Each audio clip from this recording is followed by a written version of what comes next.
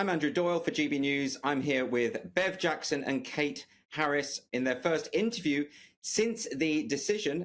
Mermaids lost their case against LGBT Alliance. Bev and Kate, how are you feeling about this? Deliriously happy. It's a massive day for us. Huge win, not just for LGBT Alliance, but for gays, lesbians, bisexuals all around the world. We couldn't be happier, and it's all thanks to the loyalty of many, many, many thousands and thousands of supporters from all around the world. But that does make us think, though, why on earth was this necessary? How could this happen, that we find ourselves in court having to defend, for instance, what a lesbian is, when everybody knows what a lesbian is? It is extraordinary, all the money we've spent, £250,000, in order to defend our existence as the only charity that stands up exclusively for people who are attracted to others of the same sex. How is it possible? Yeah, I mean, you know, Andrew, that this was not a case of our choice. This case was forced upon us by Mermaids and Stonewall, several other groups, although it's true that Stonewall pulled out very early on in the project. But this was just a totally unnecessary vanity project to put across their view that there is only one point of view allowed in the United Kingdom on issues of sex and gender. Now, that's directly contradicting the foundations of a civilised society. So we think this is a victory for everybody in the UK, because it just underlines, and when you see the judgment, you will see quite a lot of detail on this, that freedom of thought, freedom of expression underlines what the very nature of a civilised society, and that's what we want, a civilised society where everybody can be allowed and welcome to say what they think and what's important. Yeah, and as a charity, one of our important charitable objects, the main charitable object, is to prevent discrimination, to work against discrimination on the basis of sexual orientation. And, you know, we have to remember 69 countries around the world still criminalise homosexuality. We need to step up, as we have stepped up, for instance, in donating to Pride in Uganda, and also then there's the new homophobia, in which we hear that children at school who are attracted to others, lesbians, are being told, oh, maybe you're a boy. Yeah. This is the new homophobia, so we have to fight the traditional homophobia and the new homophobia at the same time, and that's what we are doing, and we will carry on doing that. Yeah, I think one of the really interesting things about the judgment was the discussion on plurality of views. And the judgment says, it's very interesting, that LGBT Alliance was determined to put their view across before they were a charity and since they were a charity. And there is no link whatsoever between any damage to Mermaids and, of course, to any others who subscribe to their views. All we did was say, everybody should be able to say what they like in society on issues of sex and gender. And we know we know the fight continues, but today we're celebrating. It's just a marvellous day for every single person who supports freedom of speech.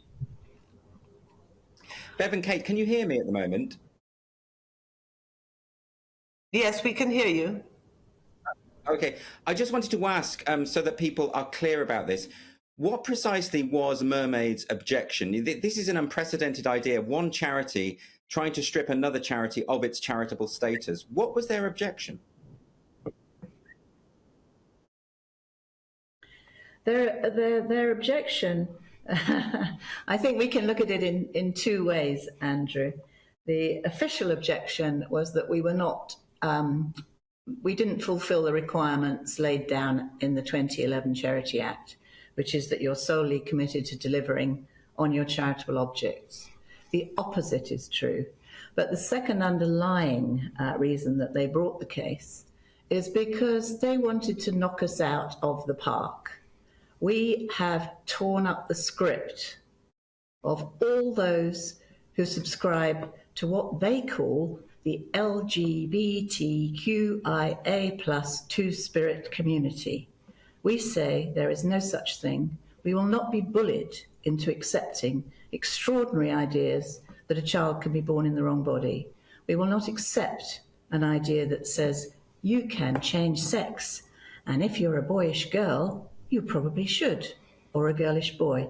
So that was the underlying scheme, was to shut us up, because unlike every single other QTIA plus charity, who all receive lots more money than we do, we will not go down without a fight. Homosexuals exist. We are happy to be homosexuals and bisexuals, and we just want to shout out loud and clear today, being a lesbian is wonderful, being gay is wonderful, being bisexual is fabulous. Just let us be same-sex attracted and stop bullying us, stop telling lies to children. Yeah, I mean, the idea that homosexuality is some sort of horrible discrimination, that is crazy. But that is what we're hearing. We're hearing that lesbians are sexual racists for not accepting that some lesbians have penises. Well, we don't accept it. And we're going to carry on saying, no, we don't accept it. And that is not an unlawful discrimination. It's simply homosexuality. So what's happened here is we've got this new homophobia, which is saying, no, it's not kind to only be attracted to people of the same sex. We say that's rubbish, and we will carry on saying so. So your detractors will say that what you're saying there, you're talking about how gender identity ideology shouldn't be the basis of a gay rights movement. They call you transphobic. They say that's hateful. They throw all kinds of slurs your way. But surely now with this judgment, that should change, shouldn't it? Surely, what, Andrew? So I didn't quite catch what you said there, Andrew. Surely. Do you think with this judgment, people will stop libeling you as transphobes and hateful and all the other nonsense they come up with? Well, let me answer that. Yes. I wish you were right, Andrew. I think you're wrong. The difficulty for the people who oppose us is that they have no substantive arguments. So they call us names. That they have no other recourse to anything, because if you look into what they actually believe in, it is empty. The emperor has no clothes. So they will go on calling us transphobes, bigots, a range of things. And we've seen this in all sorts of areas of public life, which is so worrying. And they did it from the very first hour that we formed, because I think they saw the danger. Oh no, LGBT, these are standing up only for people with same-sex sexual orientation. Can't have that. Let's call them all sorts of horrible names, and so stop people listening to them. And they have had some success in that, but they're not going to have so much success anymore. The more people listen to us and hear our reasonable arguments, the more people realise that these unpleasant words that are used about us are just nonsense. It's a way to stop people listening to us. And given that gay rights was secured on the basis of an acknowledgement that there's always been a minority of people who are attracted to members of the same sex, why is it, you think, that yours is the only gay rights group that still holds firm to that belief that being homosexual is same-sex attracted, not same-gender attracted? Well, precisely because anybody who says this immediately gets a shower of abuse. And it is not pleasant to get a shower of abuse. First of all, you have to be psychologically able to stand up against it and not go completely, not to be just knocked out emotionally. Secondly, you have to be I have to say, old enough to be financially secure that you're not risking your career. Lots of people lose their jobs as soon as they say anything like this, like what we say. So we're fortunate that we're quite emotionally, I think, resilient, and we're financially not vulnerable to the same kinds of financial pressures that younger people are.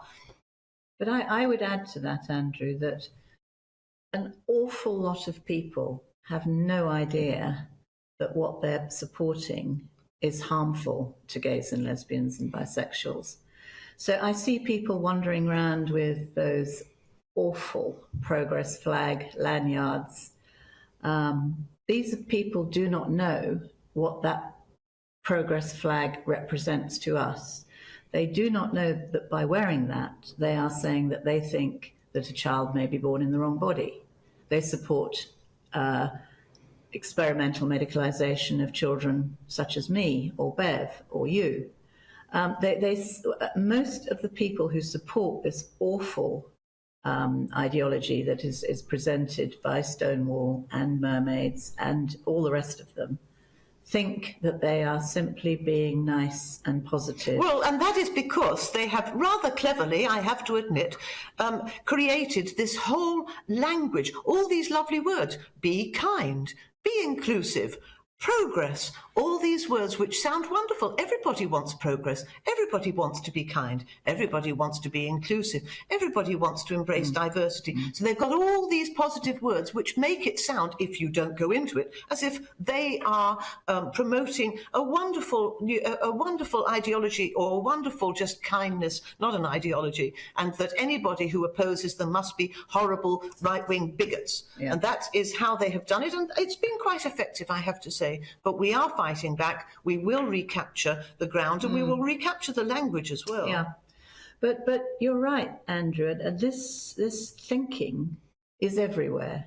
We're getting more and more calls from public sector workers who are completely isolated just for having the same views as us.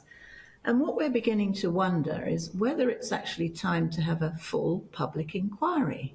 Why are children in school from the age of 5 taught a lie that they have a gender identity? That has to be a cause for concern, and we can see more and more parents worried about what's happening to children in school. And then there's the shutdown of free speech in universities. There's network groups that used to be LGB, and this is for employees. They're no longer allowed. They have to include men who say they're women, or the other way around. The NHS, we see this everywhere, and we can't answer the question as to why this has happened, but we think we're going to start asking politicians and others, is it time to understand, to get to the bottom of how this has happened and why we are the only group from the side of lesbians, gays and bisexuals who are speaking up, and why we are subject to so much abuse, why we are so often silenced, so often refused access to the media. And thank you, GB News, for having us on. You are you are very loyal supporters, and I must admit, we really appreciate you, because the other major channels simply won't accept any of our news stories and don't want to present our points of view. Yes, thank you. Well, thanks very much, Bev Jackson, Kate Harris, and congratulations on your success.